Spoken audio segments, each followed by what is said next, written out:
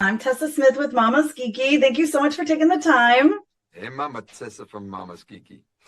How are you today? I'm good. How are you? Oh my God, I love this show so much. It's so good. This is probably the best season, and the other seasons have been top notch. But you open the season and you set the tone for the season. How excited were you when you found that out? And that scene, what was it like recording that? First of all, opening season 3 with a big, and you're a geeky girl, so I'm going to say big ass introduction to the Mule and to Foundation. It was incredible. I had no idea. I just tried to remember the lines and avoid hitting the furniture while saying them. And we kind of did that. So I'm just so proud. I'm super excited and proud. I honestly I couldn't remember I was supposed to open it. I had no idea. So when I watched it, I was just like, damn. Yeah. Dope. And I kind of forgot I was in it. So I was just super excited. That's going to be fun, though, when you can kind of set it aside and just really enjoy the show. You know what I mean? Yeah. Yeah. Often I don't watch the things I do because it's in the past. I'm more focused on what I'm shooting at the moment. But it was, we set the bar high. And if you ask me, I love the previous seasons. I think they had a lot of incredible things to them. But I kind of think that in season 3, all of the worlds got together. It just went like, I come from the country of Lego. It just went click. Yeah. It did. And all of a sudden you're just like, oh, what's happening? Yeah. Like everything's coming together. Fine. The story that's been set up here and here and here and here is just whoop into one. Yeah. And it's so good. I do want to ask you, we get to find out a little bit about the Mule's backstory here. What was your reaction reading that? And apparently maybe it's not all true. We'll find out later, but no one knows. I'm not going to spoil anything. But the thing I loved is that when I got a bit of background story to the Mule, it made him much more nuanced. It made the audience understand why he is who he is. Why did he end up being chaos? You know, why does I think it's the second episode where I say something like, well, I don't say it, the Mule says it. You will all come to love me one day. I just want to be loved. And you know what? That's pretty universal. I've been married for 18 years now. And when my wife tells me she loves me, she still loves me, it melts my heart. It's the best joy. It's the best feeling in the world, right? Yeah. And that's what the Mule doesn't have. He doesn't have true, real emotions towards him. He has it within, but he doesn't have it with other people. Sadly. Yeah. And that can create a villain, trust me.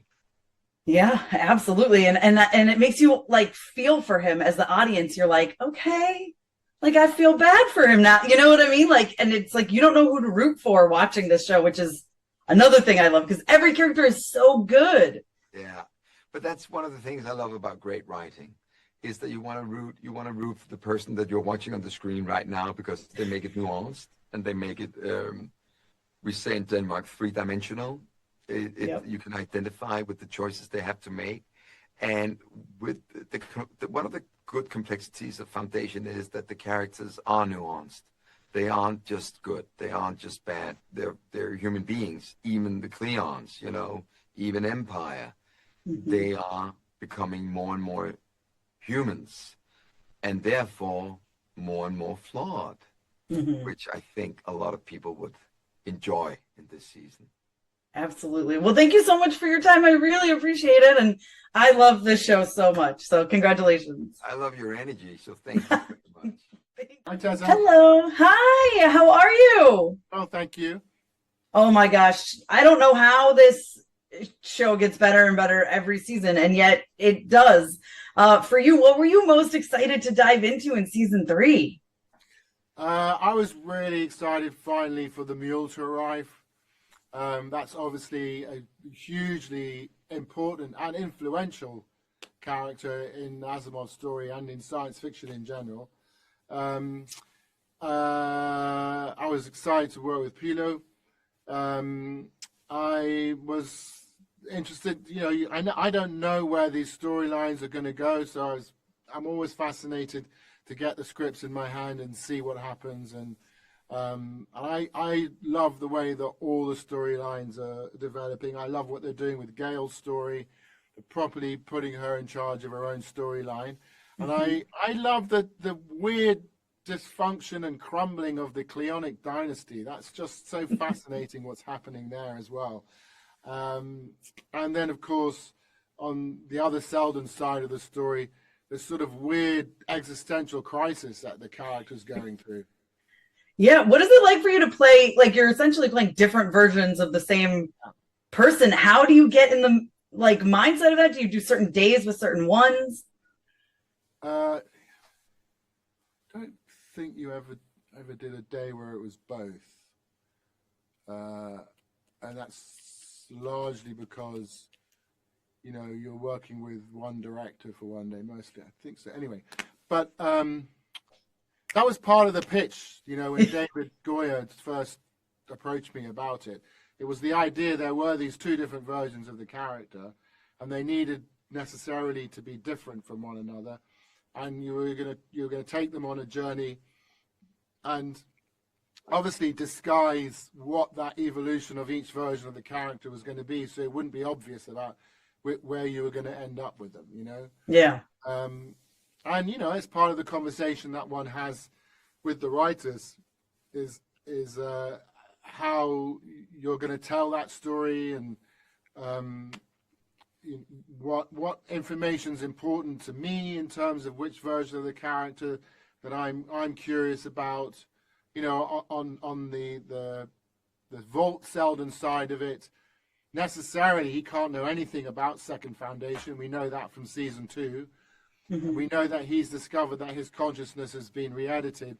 So everything that connects to Second Foundation and the creation of it, he would have no knowledge about, which includes he'd have no idea about Raish or why Raish did what he did. That would be a complete mystery to him because he can't know that.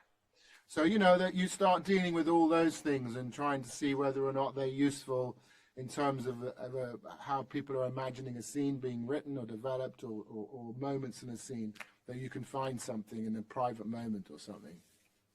Yeah, it was wild to me. I remember thinking back to season 1, watching, and you died episode 2, and I was like, what's happening? And then I was like, oh, I read episode 2. Yeah, I was like, thank God he's back. I was like, what are we doing here? Just killing him off in episode 2. Yeah. But so much has happened since then, and it feels like all the strands and pieces are really coming together in season 3, and we're really getting into this epic, Yeah, you've established really clearly what the characters, what the stakes are for each of the individual characters are, and they're kind of all at this point exploding off, pursuing their individual goals. At this point, it's very satisfying in that way. It's sort of the greyhounds have been let loose and they're now chasing the rabbit. Yeah, absolutely. When you got the scripts this season, was there one scene in particular you were like, ooh, I can't wait to film that one? There is, but I'm not going to tell you what it was. Ooh, okay. Now you've got me. So I think I know what we've gotten everything but the final episode. I don't have the final episode, but I've seen everything else. So I might know what you're talking about. Maybe. Oh my gosh. Well, what can you tease? For people who haven't seen this, what will you tease as to what's coming up this season? Do you mean in the whole show? Season 3 as a whole, what would you say to people? I mean, it's properly, the empire is starting to crumble. The collapse of the empire is visibly starting to happen. It's not just that the mules arrived and is taking worlds from the empire, and that the empire is struggling to be able to confront the mule. It's that the empire is crumbling from inside as well. Gaal is racing to try to catch up with the fact that they're 150 years behind where the plan ought to be, plus trying to figure out how she's going to deal with the mule and confront the mule. She has that image in her head of this moment, and she doesn't know whether or not a presentiment of something that necessarily will happen, or was it a possible future that she's now averted in some way? And on the other side, you've got the first foundation, which is sort of really coming to the realization that they've put all their faith in Harry Seldon, and they've actually seen, if you like, it's that scene in The Wizard of Oz where you look behind the curtain, you realize it's sort of it's a guy in a suit who's fallible and doesn't know everything, doesn't know what's going to happen. They've been lucky up to this point, maybe, but suddenly they're out of their depth. Kiki, thank you so much for taking the time today. Of course. How are you? I'm so good. How are you? I'm good. Listen, this show just somehow gets better and better and better. I don't understand it. I keep saying this, and I can't believe I'm saying it again. This season's better than the last. You know what I mean? And so yeah, I'm really, really happy with it. I'm so excited. It's outstanding. It's epic. It's bigger than the other two, and it's amazing. It's like, feels like everything's really coming together in this season. You know what I mean? Yeah, and everyone's. I think what's special about it is it's all the same timeline, which is fun. Because then that kind of takes away a bit of it. Because I know the last. It's a bit confusing sometimes when everyone's going off on their own. But we're all, the Mule coming into it and that being like the point, the focus for both Foundation and Empire. I think brings a new nuance to it, and I think it's amazing. Yeah, when you got the scripts, what were you like most excited to dive into? Like, not even just with Gaal, just as a whole this season. I was gonna say with Gaal, I just love that she got a little bit of romance this season. Yes, I know, it's been a minute. I was honestly begging David after season 2. I was like, please just get her a boyfriend.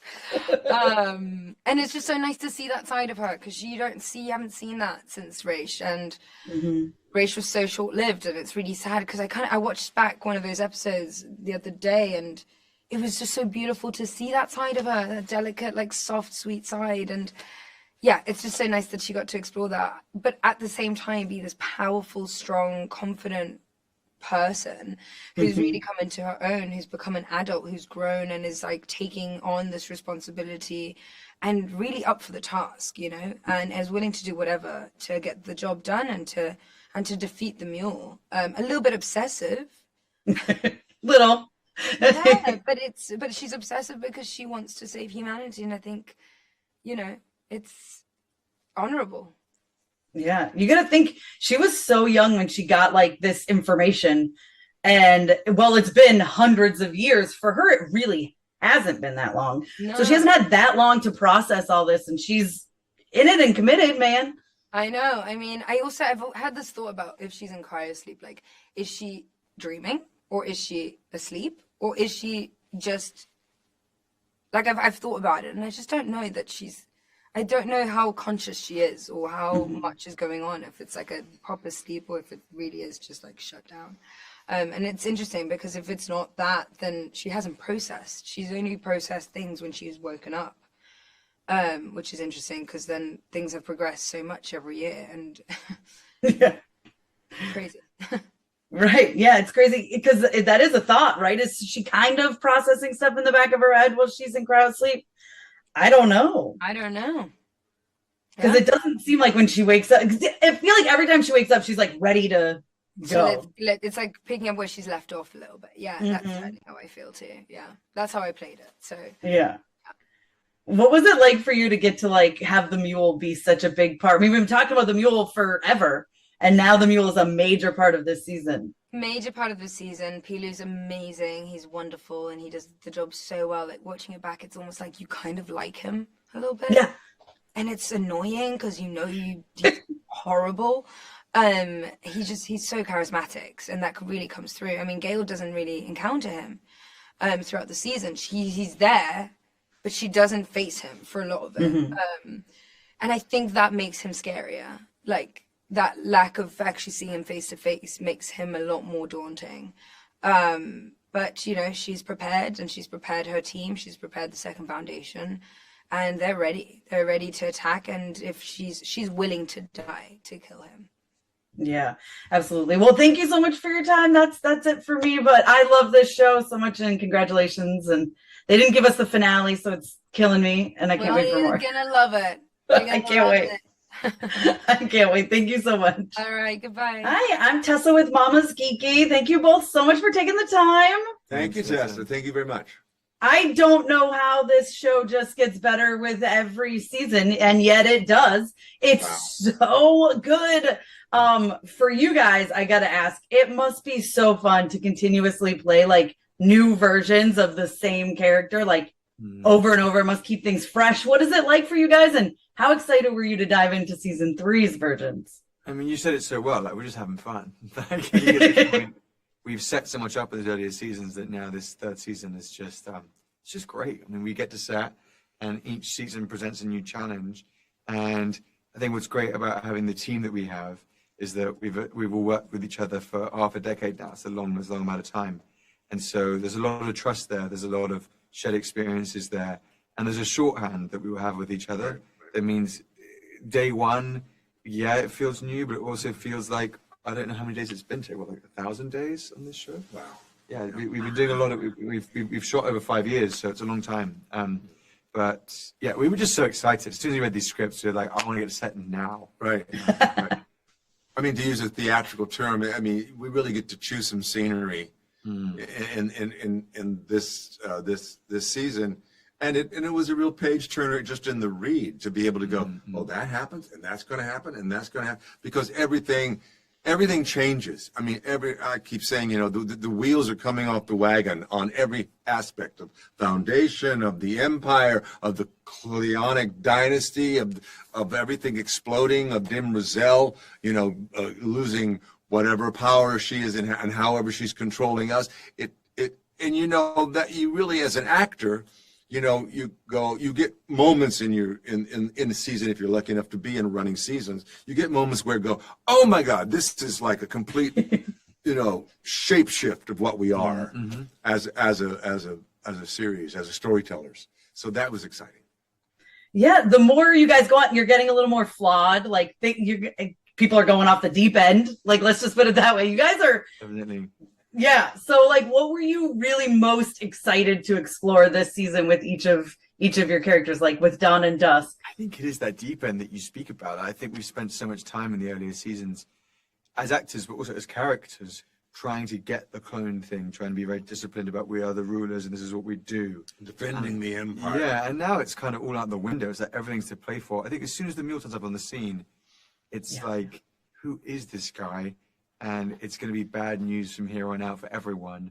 So any kind of rule book that anybody had is just like out the window, and we've got to meet this challenge head on. I think, to speak to my character this season, it's a very different Dawn from the Dawn that we know from previous seasons. It's a Dawn who, in season 1, was a lot more unsure of himself, and this Dawn is very sure of himself.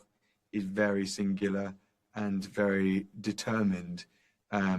There's a scene in which Terry's character later on in the season says that the Dawn that I played this season was the best of us. And I think he's very much intending to be that from episode 1. He's trying to take on all the lessons from past Cleons and really be the best possible public face for this family that's falling apart. And that was just so fun to play because I haven't been able to, as an actor, show that color yet on the show. I think for me it's pretty simple. I got a chance this season to play King Lear in space, basically. Yeah. You know, I mean, and have a king devolve into mania, into tyrannical mania, you know, and so the arc for that as an actor is just exciting. Like I said, really chewing some emotional scenery there, you know, and you know, just being able to have that much at stake. You know? Yeah, absolutely. Well, so say you guys knew, you found out this world, we've got few months to go and who knows what's going to happen. What would you guys do personally? Like, what would you be like, I have to do this before the world implodes? Isn't that what's happening right now? Yeah, it certainly feels that way. Yeah. What would we do? I would book a one-way ticket to an island somewhere, and I'd call Terry, and we'd put on swimming trunks and sip pina coladas. Well, I would invite you to the island where I have a house and bring my family. Well, I then was we going would to say, but barricade I it wouldn't up. want to invite myself. But That's what he was implying. Go to my island where I have a house and bring the family and just, you know, sit with the dog, have a sit, couple yeah, of gin and tonic. yeah, and watch the world go by. Yeah. Bye. I love it. Well, thank you both so much, and congratulations. I love this show so much. Thanks So very much. Thank you, guys. Thanks so Have a much. nice I'm Tessa with Mama's Geeky. Thank you both so much for taking the time today. Hi. Hi. Oh my gosh. Yeah. I just was going to say, I don't know how this show just gets better and better and better with every season, every episode. This one in particular really feels like everything is starting to come together. Lee, for you, I want to know, how fun was it for you to get to play this version of Day? Because he is like nothing we have seen in the past.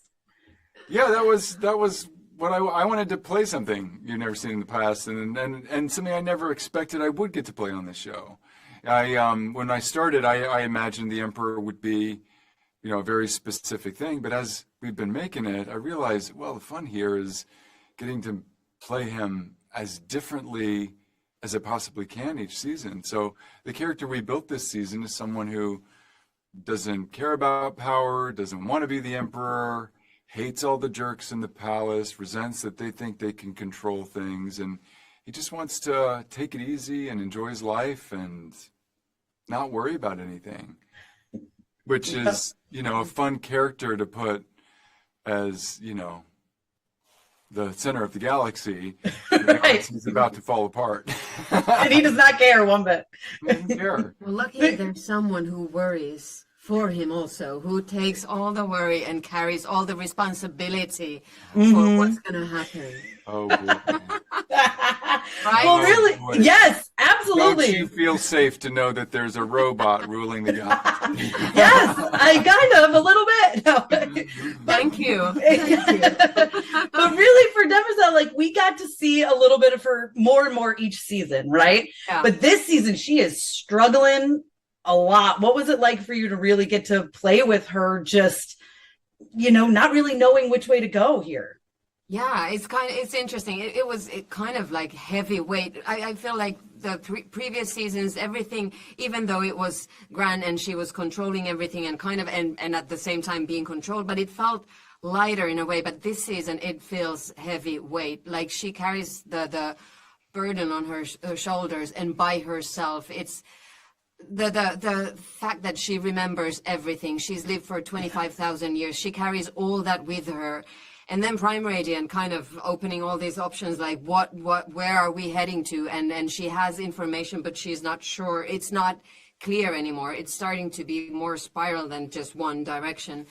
And it was very interesting. And it's kind of because her character is very kind of, she's not showy. She doesn't like express everything. So it's very internal. So kind of like spiraling even more and more into it. It was a challenge. It was a challenge, but we love a challenge in this show. It's like the best thing when you, before starting to shoot a season, you're not sure where to take it or how to take it. And that's the beauty of it, that you just have to kind of jump and then discover things while going. So it was very super interesting. I loved it. Yeah, I got to imagine when you get these scripts, they're so fun to read through. Yeah. Is there something you both were excited most to dive into this season that you can talk about? What can I talk about? Fun. Well, I mean, I was just fun with the character. I just loved the idea of him hanging out in the garden and playing with the ferret. Yes. And the ferret was fun, right?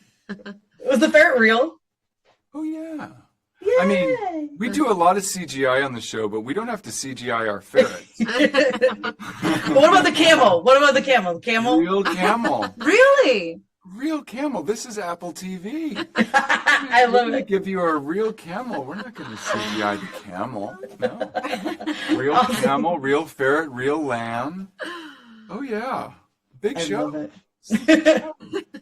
Awesome. Well, that's my time, unfortunately, but congratulations, guys. I love this show so much, and they didn't give us the finale of the season, so it's killing me. I can't wait. Oh, good. Can't wait good. for you to see it. Yeah. Thanks. Yeah.